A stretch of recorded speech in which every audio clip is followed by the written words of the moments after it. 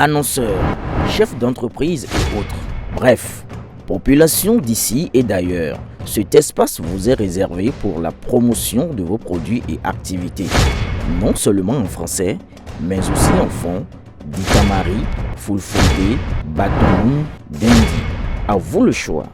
Pour en savoir plus, veuillez nous contacter au numéro suivant 97 64 79 91 ou 97 17 51 35.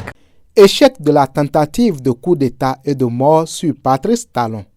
Dieu a exaucé la prière de l'imam Wakaya et l'honorable Gbadamassi.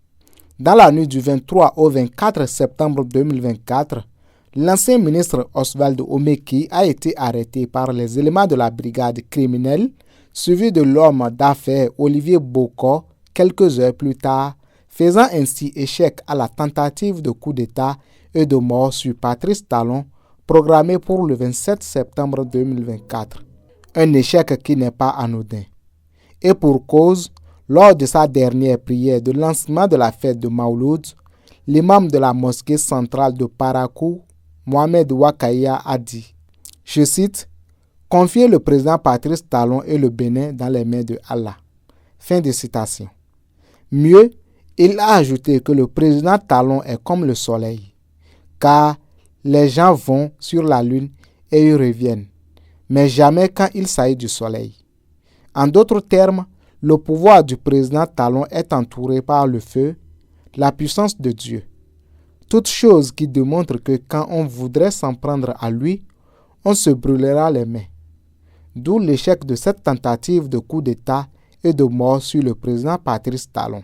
Et comme un bon visionnaire sentant le danger planer et attaquer de toutes parts à cause de sa défense du code électoral, lors de sa dernière tournée d'un mois à travers toutes les mosquées de Parakou, il n'a fait que demander aux imams de prier pour le président Talon et le Bénin pour une protection divine contre tous les ennemis.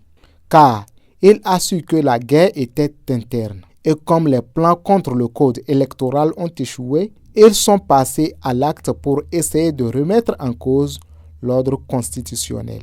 Malheureusement pour eux, ils ont oublié les prières de l'imam Wakaya et de l'honorable Rachid Gbadamassi. Une situation qui prouve que l'honorable Rachid Gbadamassi, le bouclier incontestable du président Talon, a vu juste en demandant ses prières pour le leader de la rupture. Comme on le dit, l'homme prudent voit le mal venir de loin. C'est ce que démontrent les prières de l'imam Wakaya et de l'honorable Gbadamassi. Akilou Yakubu.